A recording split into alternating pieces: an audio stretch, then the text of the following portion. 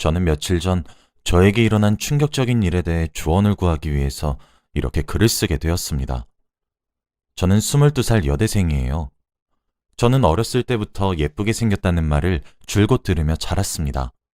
저희 어머니가 젊은 시절에 동네에서 유명한 미인이었는데 지금의 제가 꼭 엄마의 젊은 시절과 닮아 있거든요. 제 입으로 말하긴 조금 부끄럽지만요. 하루는 대학교 동아리 남자 선배 한 명이 자기 친구가 제 카카오톡 프사를 보고 너무 이상형이라며 소개시켜달라고 한다며 생각이 있냐고 물어보더라고요. 저번에도 그런 말을 한 적 있었는데 그때는 제가 연애 중이었거든요. 그래서 제가 헤어질 때까지 기다렸다고 말하더라고요. 저도 헤어지고 나니까 외롭기도 하고 상대방이 궁금하기도 해서 소개팅에 나가기로 했습니다. 소개팅에서 만난 그 사람은 정말 잘생겼더라고요. 사진으로 봤을 때보다도 훨씬 인물이 좋았습니다. 약간 배우 중에서 요즘 인기 많은 남주혁 씨를 닮았어요. 키도 무척 컸고요. 얘기를 주고받았는데 그 사람은 자기를 의대생이라고 소개하는 겁니다. 키도 크고 잘생겼는데 학벌도 너무 좋은 거 있죠? 또 심지어 매너도 정말 좋았습니다. 소개팅하는 내내 제 편의를 봐주고 하나하나 챙겨주는데 꼭 제가 드라마나 영화에 나오는 여주인공이 된 기분이었어요. 저보다 한 살 많았던 그 남자는 꼭 순정 만화에서 튀어나온 주인공 같은 사람이었거든요. 저는 소개팅에 나오길 잘했다고 생각했고 제 마음에 쏙 들었습니다. 그 남자도 절 만나고 제게 호감이 있었는지 그 뒤로 애프터 신청을 하더라고요. 그렇게 저희 둘은 3달 정도 사귈 듯 말 듯 하다가 꽃다발과 함께 건네는 고백에 연인이 되기로 하였죠. 사귀는 내내 정말 행복한 연애를 했어요. 사소한 것에도 관심을 기울여주는 남자친구가 점점 좋아졌습니다.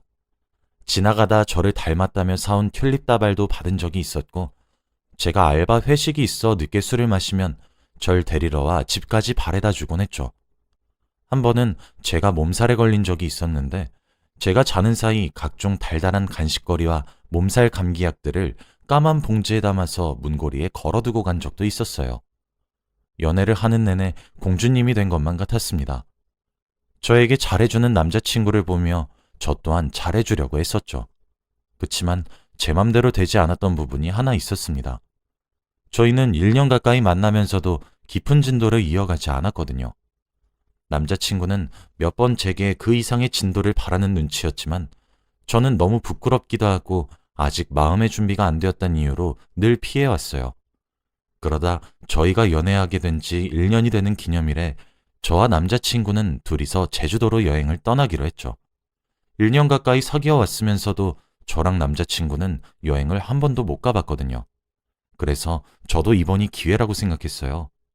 무엇보다 저는 지금의 남자친구를 너무 많이 사랑했기 때문에 저의 처음을 남자친구에게 줘도 되겠다는 믿음이 생겼거든요. 그래서 저도 마음의 준비를 하기 시작했고 그날을 위해 만반의 준비도 했어요. 혹시라도 뱃살이 보일까 싶어 다이어트도 했죠. 그렇게 여러 날이 지나 저희의 기념일이 되었습니다. 공항에서 만났는데 남자친구와 가는 첫 여행이라 그런지 전날에 너무 설레서 잠도 안 왔어요. 두근두근거리며 비행기에 몸을 실었죠. 아침 비행기로 제주도에 도착했습니다. 그리고 호텔에서 짐을 풀고 바다로 나갔죠. 비키니도 입고 신나게 물놀이도 했어요. 정말 너무 재미있고 신나더라고요. 하루 종일 웃음이 사라지지 않는 하루였습니다. 물놀이 하면서 근처에 시원한 캔맥주도 팔길래 각자 2캔씩 마셨어요. 난생 처음 태닝도 해보고 서핑도 해보면서 질리도록 놀았죠. 해변가에서 해가 지는 것도 구경했습니다. 근처에서 간단히 저녁도 해결하고 호텔로 돌아왔죠. 제가 먼저 씻기로 했어요. 갑자기 긴장이 되더라고요. 저희 둘 사이에선 어색한 기류가 흘렀고 남자친구가 씻으러 들어갔어요. 그래서 침대에 누워서 남자친구를 기다렸죠. 그런데 저녁에 같이 마셨던 술이 올라오는 거예요. 설레서 전날 밤 잠을 설치기도 했고 낮에 물놀이도 너무 열심히 한 탓인지 피곤했나 보더라고요. 눈이 뻑뻑해져서 남자친구를 기다리면서 잠시 눈을 감고 있어야겠다 생각하며 눈을 감고 남자친구를 기다렸습니다. 저는 순간 눈을 번쩍 뜨고 벌떡 상체를 일으켰는데 이미 창밖은 까맣더라고요. 저는 남자친구를 기다린다는 게 그대로 까무룩 잠에 들고 말았던 것이었어요. 황급히 침대 옆에 놔둔 제 휴대폰을 켰어요. 새벽 4시였습니다. 옆을 쳐다보니 남자친구는 곤히 자고 있더라고요. 진짜 너무 미안하더라고요. 솔직히 저도 기대했는데 남자친구는 얼마나 기대했겠어요. 그런데도 절 깨우지 않고 그대로 자게 둔 남자친구의 배려가 너무 사랑스럽고 고마웠어요. 나를 진짜 많이 사랑해주는구나 싶었거든요. 그러다 남자친구 옆에 남자친구의 휴대폰이 놓여 있는 거예요. 저는 충전을 시켜주려고 휴대폰을 가져왔어요. 근데 이게 또 사람 마음이란 게 자고 있는 남자친구를 보니까 갑자기 휴대폰을 몰래 보고 싶은 겁니다. 허락 없이 몰래 보는 행동이 나쁘단 걸 알지만 저는 푹 자서 잠도 다 깼겠다. 갑자기 너무 궁금해졌어요. 저는 남자친구 카카오톡을 켰습니다. 가장 위에 있는 단체 대화방에 메시지가 100개 정도 와 있더라고요. 그런데 마지막 메시지가 연비 높은 공주님이라니 진짜 말하는 뽐새 봐라 라고 되어 있는 거예요. 그 단체 대화방은 남자친구와 같은 과 동기 5명의 대화방이었거든요. 저는 뭔가 느낌이 싸했고 그 대화방을 열어보았습니다. 거기엔 정말 충격적인 내용이 들어있었어요. 그 대화방에서는 각자의 여자친구 이야기가 주된 주제였습니다. 얼굴이 어떻니부터 시작해서 몸매는 어떻다까지 난무하는 내용들이었죠. 저는 너무 놀랐습니다. 정신을 다잡고 대화방을 읽어보니 아니나 다를까 연비 높은 공주님은 저를 지칭하는 수식어였습니다. 제 남자친구는 그곳에서 저를 두고 얼굴값을 한다. 저래놓고 막상 마음에 안 들면 어떡하냐 등등 정말 차마 입에 담기 힘든 말들을 보내놓았더군요. 심지어 남자친구는 저를 찍은 사진도 단체 대화방에 올려 비싼 돈 들여서 호텔도 잡고 하루 종일 기분 맞춰줬더니 자빠져 자서 기분이 더럽다 라고 보냈더라고요. 혹시 몰라 대화방의 사진첩에도 들어갔지만 제 다른 사진은 없더라고요. 이런 걸 다행으로 생각해야 된다는 사실에 화가 났습니다. 그 대화방은 읽으면 읽을수록 가관이었어요. 저는 그나마 양반이더라고요. 어떤 놈은 자기 여자친구가 비키니를 입고 있는 사진을 보여주며 불평을 늘어놓았고 얼굴은 잘려져 있지만 여자친구로 추정되는 사람을 찍은 사진을 올려놓기도 했습니다. 단체 대화방 속에선 그런 사진을 두고 저들끼리 낄낄거리며 웃기 바빴고 어떻게 이런 사진을 찍냐면서 예술적이라는 둥 서로 치켜 세워주더라고요. 제 남자친구도 별반 다르지 않았습니다. 제 셀카 사진을 올리며 얼굴 평가를 하는데 어떤 놈이 야, 코만 좀 세우면 이쁘겠는데 옆에서 바람 좀 넣어봐 라니까 남자친구는 야, 말도 마라. 옆에서 아무리 속삭여도 귓등으로 들은 척도 안 해. 하여튼 진짜 비싸게 군다 라면서 비웃더라고요. 언제는 제 코를 보며 이렇게 귀엽고 오밀조밀하게 생긴 코를 처음 본다며 웃어줬으면서 말입니다. 그 밖에도 저와 남자친구 사이에 다툼이 일어난 날엔 그 대화방에서 저는 천하의 나쁜 여자친구가 되어 있었습니다. 자기 여자친구를 여우 불려시거리며 욕을 같이 했던 남자친구의 대화창을 보니 제가 알고 있는 사람과 같은 사람인가 싶더라고요. 정말 믿기지 않았어요. 저는 남자친구 얼굴을 마주보며 따져볼까 생각했지만 문득 겁이 났습니다. 저에겐 항상 다정했지만 채팅방에서는 상스러운 욕설과 조롱, 만일 제게 직접적으로 비슷하게 얘기를 하면 어떻게 대처해야 될지 모르겠더라고요. 저는 도망을 쳐야겠다는 생각이 번뜩 들었습니다. 휴대폰을 내려놓고 짐을 싸러 가려다가 정말 설마 하는 심정으로 남자친구 휴대폰의 사진 앨범을 열어보았어요. 세상에나 1년 동안 저를 몰래 찍은 사진이 수백 장이 나오더라고요. 진짜 너무 충격적이었어요. 사진을 일일이 지우기엔 양이 너무 많아 그냥 모든 사진을 전체 삭제했고 남자친구 휴대폰을 뒤져서 백업한 흔적이 있는지도 면밀히 살피고 휴대폰을 협탁 위에 내려놓았습니다. 남자친구가 잠에서 깰까 정말 심장이 미친 듯이 뛰었어요. 짐도 제대로 챙기지 못했습니다. 옷을 대충 챙겨 입고 캐리어에 제 물건이 보이는 대로 쑤셔넣고 살금살금 호텔방을 빠져나왔어요. 당장이라도 주저앉아 버리고 싶었지만 여기서 시간을 지체할 순 없었습니다. 해도 뜨기 전에 호텔을 나와 택시를 잡고 바로 공항으로 출발했어요. 오늘 출발하는 비행기 중 가장 빠른 비행기로 표를 끊었고 다행스레 1시간 뒤에 제주도를 떠날 수 있었습니다. 비행기에 타서 탈출했다는 생각이 들자 그제서야 안도감이 밀려왔어요. 제가 생각한 것보다 더 많이 놀랐는지 손이 벌벌 떨리더라고요. 저는 비행기에서 내리자마자 택시를 잡아서 급하게 집으로 향했고 집에 도착하자 모든 긴장이 다 풀렸습니다. 스르륵 주저앉았죠. 그렇게 잠시 멍을 때리고 있는데 그때 제 휴대폰이 울리더라고요. 전화였습니다. 남자친구가 건 거였어요. 저는 흠칫 놀랐고 전화를 받지 않았습니다. 그렇게 끊긴 줄 알았는데 곧바로 다시 전화가 걸려오더라고요. 그렇게 미친 듯이 남자친구로부터 연락이 오기 시작했습니다.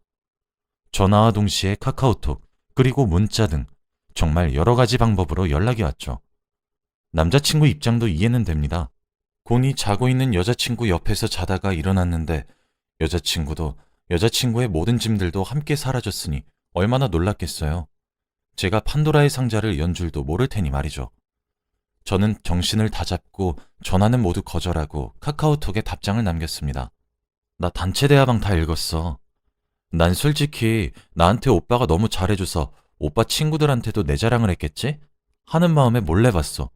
근데 대화 내용이 정말 충격적이더라. 오빠도 일말의 양심이 있고 나한테 정말로 미안하다면 2번 다시 연락하지 말아주길 바래. 정말 소름 끼치도록 무섭고 아직도 진정이 안 돼. 내 눈앞에 나타나지 말아줘. 라고 답장을 보냈어요. 그렇게 빗발치던 모든 전화가 거짓말처럼 조용해지더군요. 남자친구는 제 답장에 아무런 말도 하지 않았습니다. 저는 그제서야 눈에서 눈물이 주룩주룩 났고 침대에 누워 엉엉 울었죠. 그렇게 울다 잠들었습니다. 그날 저녁에 누가 제가 살고 있는 자취방에 초인종을 누르더라고요. 그 소리에 잠이 깨어 인터폰을 확인해보니 남자친구였습니다. 아무런 인기척도 내지 않더라고요. 다행스럽게 오전에 울다 지쳐 잠들어서 그런지 집에 모든 불도 꺼져 있었거든요. 숨죽이고 있으니 문고리도 돌려보고 비밀번호도 아무거나 눌러보고 그러더라고요. 미친 듯이 겁이 나기 시작했죠. 그때 제 휴대폰에 연락이 한 통 왔습니다. 나 너희 집 앞이야. 집에 없니? 너 올 때까지 기다릴게. 얼굴 보고 얘기 좀 하자. 라는 말을 하더군요. 저는 어떻게 하면 이 상황을 해결할 수 있는지 머리를 굴리기 시작했어요. 제가 연애를 하면서도 남자친구를 집안에 들이지 않은 점이 천운이었죠. 저는 아니, 나 지금 그 집에 없어. 오빠가 찾아올지도 모르는데 내가 거기 있을 리가 없잖아? 난 오빠 얼굴 보고 싶지도 않고 할 이야기도 없으니까 찾아오지 마. 라고 했더니 비처럼 빠른 속도로 답장이 오더라고요.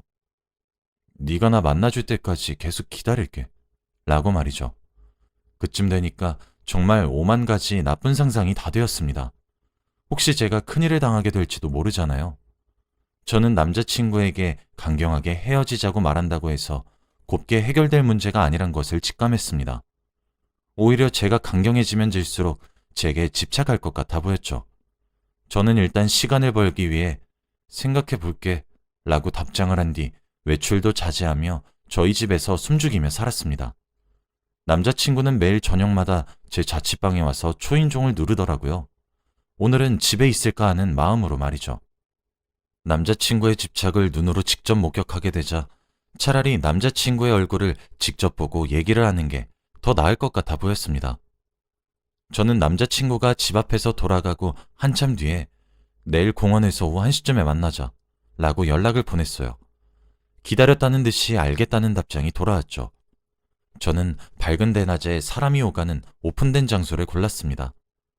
다음 날 만나기로 한 시간에 맞춰서 집을 나섰고 공원에 있는 벤치에 앉아서 기다리고 있으니 멀리서 남자친구가 보이더라고요. 저에게 종종 사오던 튤립 다발을 손에 든 채로 말이죠. 점점 남자친구의 집착에 옥죄이는 것 같이 숨이 턱턱 막혔습니다. 남자친구는 제게 꽃다발을 건넸고 저는 본체만 채했어요. 남자친구는 제 품속에 어거지로 꽃다발을 안겨주고는 제 옆에 앉았습니다. 저희는 한동안 아무런 말이 없었죠. 저는 그 침묵에 미칠 것만 같았습니다. 제가 먼저 만나자며 하고 싶은 말 있으면 한번 해봐 라고 했더니 남자친구는 미안해. 한 번만 용서해 줄 수 없겠니? 라고 하더군요. 저는 정말 흥분하지 않으려고 최대한 노력했습니다. 근데 용서해달란 말 같지도 않은 개소리를 듣고 앉아있으니 정말 눈이 뒤집히더라고요. 저는 너 미쳤니? 말이 된다고 생각해? 오빠가 한 건 범죄야 범죄. 그래놓고 지금 어디서 뻔뻔하게 용서해달란 소리가 입 밖에 나와? 오빠는 진짜 일말의 양심도 없니? 어떻게 1년을 두 얼굴로 날 기만했으면서 뭐? 용서? 라고 으르릉거리며 말했습니다. 남자친구는 진짜 미안해. 너는 모르겠지만 남자들끼린 그런 대화 정말 많이 해. 나만 그러는 것도 아니야, 진짜. 우리도 진짜 그냥 전부 다 장난이고 다 허세야. 좀 있어 보이고 싶고 내가 여자를 꽉 쥐고 산다. 뭐 이런 느낌을 주려고 그랬던 거지. 진짜 별 의미 없어. 진짜 내가 잠시 미쳤었나 봐. 나 너한테 진짜 진심이야. 제발 한 번만 더 기회를 주면 안 될까? 네가 두 번 다시 걔네들이랑 어울리지 말라면 절대 안 어울릴게. 바로 절교도 할게. 정말 미안해. 내가 다 잘못했어. 나는 너를 정말 그런 식으로 생각한 적이 단 한순간도 없어. 정말이야. 너도 내가 너한테 얼마나 잘해줬는지 잘 알잖아. 내가 잠시 눈이 멀었었나 봐. 진짜 미안해. 네가 떠나고 나니까 정신이 차려지더라. 그러니까 헤어지지 말자. 응? 한 번만 더 기회를 주면 안 될까? 라며 무릎을 털썩 꿇고는 싹싹 빌기 시작했습니다. 아니, 진짜 못하겠다. 나는 이번 일로 오빠뿐만 아니라 모든 사람들도 못 믿게 될 것 같아. 근데 뭐? 계속 만나달라고? 할 말 끝났으면 갈게. 나 찾아오지도 말고 연락도 하지 말아줘. 오늘 다 차단할 거야. 라고 꽃다발은 벤치 위에 둔 채로 도망치듯 빠르게 나왔습니다. 이 모든 일은 불과 일주일 전에 일어났어요. 그 이후로 지금까지 모르는 번호로 돌아가며 저에게 문자가 오고 있고 공중전화로 콜렉트콜로 전화가 오는 등 정말 시달리고 있습니다. 언제까지 제 집에서 숨을 죽이고 지낼 순 없어 평소처럼 생활하고 있었죠. 어제는 문을 쾅쾅 두드리며 잠시 얘기 좀 하자고 소리를 질러 결국 경찰을 부르기도 했습니다. 경찰에선 다음부터 이러시지 말라며 훈방하더라고요. 단순 연인끼리의 싸움으로 보고 말이죠. 진짜 미칠 것 같았습니다. 하루하루 피가 바짝바짝 마르는 기분이에요. 어저껜 소개팅을 주선해준 선배가 연락이 오더라고요. 왜 일방적으로 헤어지려 하냐고. 남자친구가 저에게 연락 좀 받게 해달라고 말 좀 전해달라 울면서 말했다면서요. 정말 수치스럽고 치욕적이라 이야기를 꺼내고 싶진 않았지만 선배에게 있었던 일을 간략히 전화로 알려드렸어요. 오히려 남자친구가 저한테 집착하고 있으니 그러지 못하게 설득시켜달라고 말이죠. 선배는 믿지 못하더라고요. 정말이냐고 몇 번을 제게 되물었습니다. 저는 울면서 정말 미칠 것만 같다고, 사는 게 사는 것 같지 않다고 하소연했어요. 선배는 알겠다고 힘내라고 말해주었고 본인이 이번 일은 모르는 체하며 남자친구에게 그런 여자 잊으란 식으로 한번 설득해보겠다고 하며 되려 그런 사람인 줄 몰랐다며 제게 미안하다 했습니다. 왜 모든 사람이 잘못된 행동인 것을 이렇게 명확히 알고 있는데 왜 그 사람만 자꾸 몰랐다고 하는 걸까요? 아무리 연락처를 차단하고 모든 연락수단을 차단해도 갖은 방법으로 제게 접촉해오는데 제 삶이 피폐해지는 것만 같습니다. 저는 어떻게 해야 남자친구와 안전하게 이별을 할 수 있을까요? 엊그제 저녁을 먹으며 뉴스를 보고 있는데 자꾸 폭력을 휘두르는 남자친구에게 이별을 고한 여자친구는 골목길에 숨어있던 남자친구에게 습격을 받아 고하는 속보를 받게 되었습니다. 뉴스를 보는데 정말 남일 같지 않아요. 정말 너무 두렵고 무섭습니다. 저는 어떻게 해야 될까요? 당장 다음 달부터 학교도 개강이라 언제까지나 집에 있을 수도 없는 노릇이고 외출도 언젠간 해야 될 텐데 이별 범죄에 휘말릴까 싶어 정말 너무 걱정됩니다. 여러분들의 현명한 조언 부탁드려요. 제발 제게 지혜를 빌려주세요. 감사합니다.